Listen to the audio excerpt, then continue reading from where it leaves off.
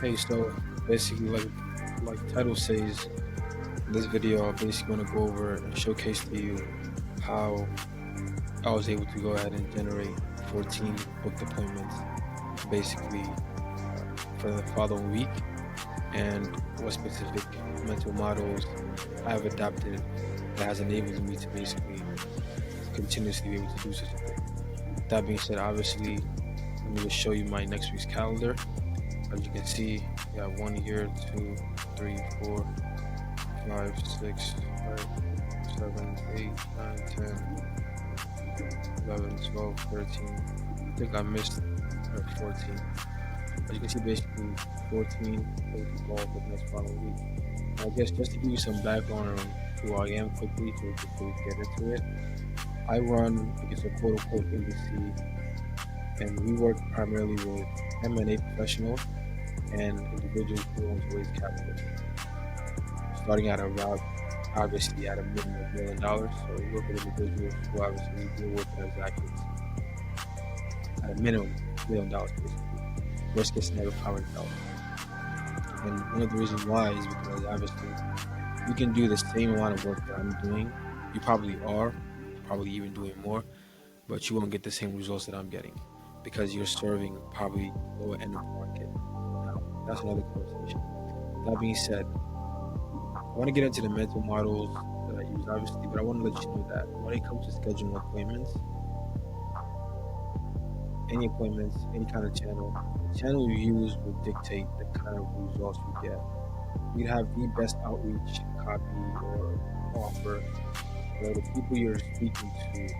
If you're leveraging a platform and the people you're targeting aren't active on that platform that much, that's kind of really funny. If you're trying to target people who are 80 years old and you're running ads on Reddit, it's kind of like, no, I'm not gonna say it's like, I'm not saying it's not gonna work, but in all honesty, you just put the things together, it doesn't really make sense. If you're going to LinkedIn and you're trying to target, it's probably gonna be a bit racist, but if you're trying to target a specific demographic in the hood of America, and you try to run ads on LinkedIn, you're probably going to get really a lot of negative responses.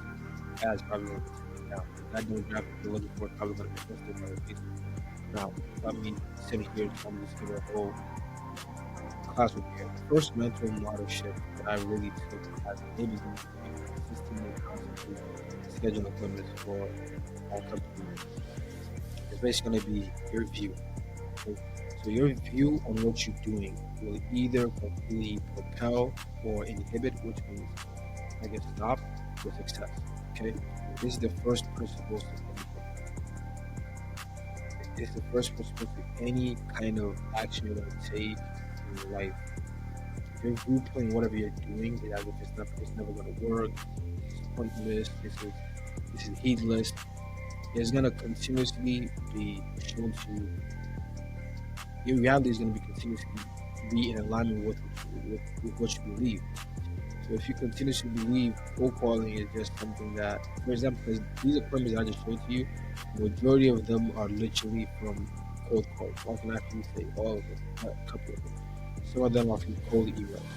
Okay, so majority of them are literally from cold calling individuals. And a lot of people, when it comes to cold calling, they have a negative view on it. Cold calling obviously is picking up the phone and calling people.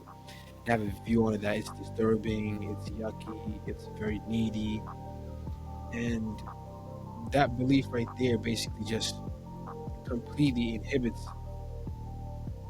or completely just takes the power from them to be able to actually conduct outreach because they believe it's yucky and icky or whatnot. And they don't want to be perceived as something who's disturbing other people. I believe cold calling is not disturbing. I'm actually helping these people. They need my services. So I need to make sure I call these people.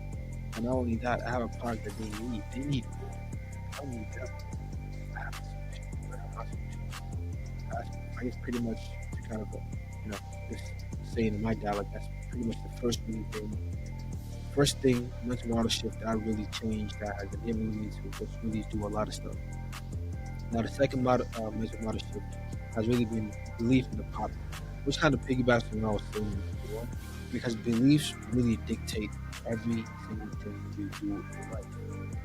If I did not believe, I think I made a video about this last time. If I did not believe that recording this piece of content would be of my benefit and your benefit, I would not be recording this because I'm constantly just trying to only make content that I believe would be something that I would need, that I needed, and I would want to have given it to me when I needed it, but I didn't have it. So that's why I'm making it as a way to give it to you, basically, right?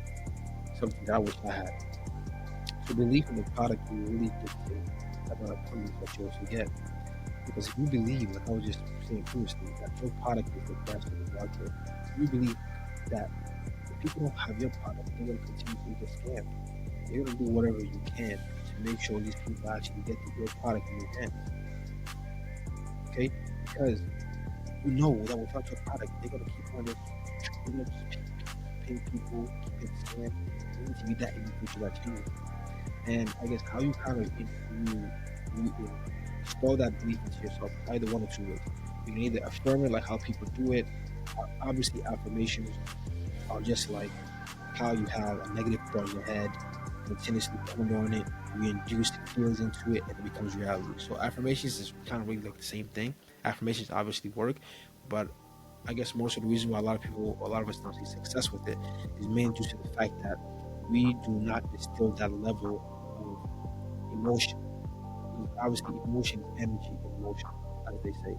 So obviously, just chanting words over and over with no sense of emotion tied to it is not going to lead anywhere.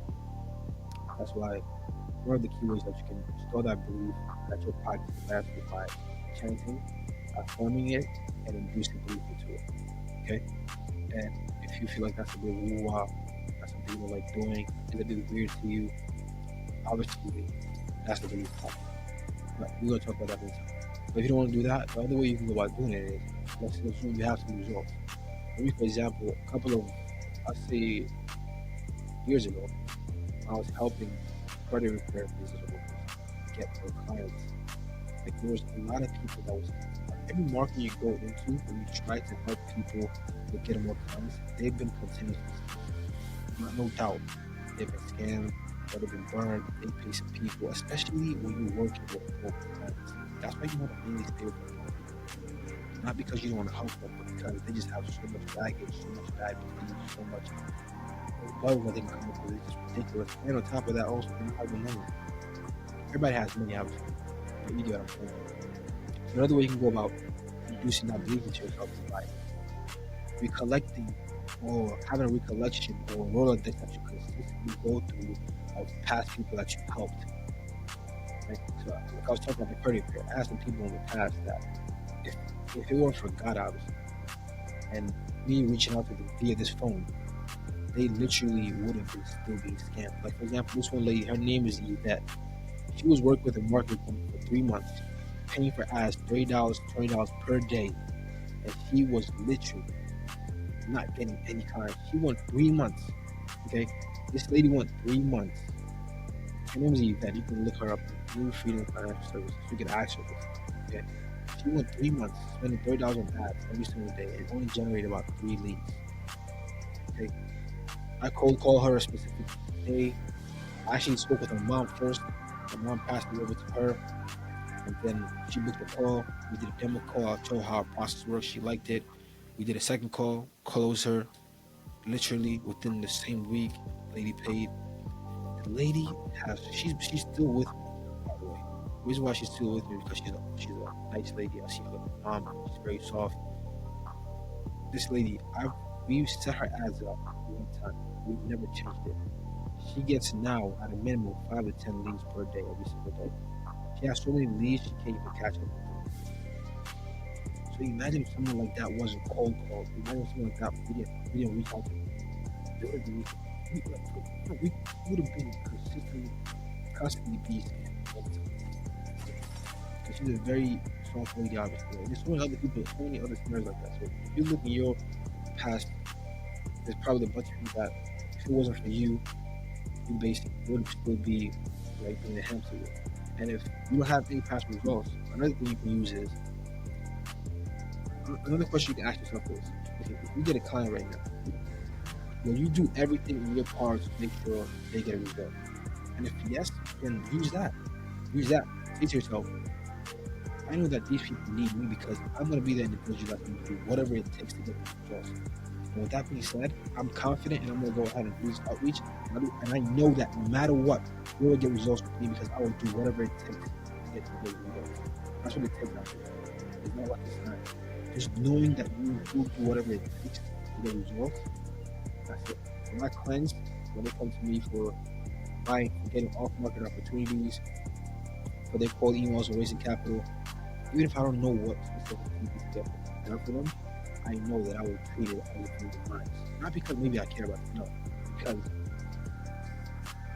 they're, number one, obviously trusted with a goal of theirs in their life. And not only that, the most important thing, obviously, is the promise between me and the company. And my creator is going to keep me accountable. That's the most important thing to me. With that being said, I don't want to obviously go into a tangent. I don't have nothing to sell you because obviously you probably wouldn't be a fit for what I'm selling.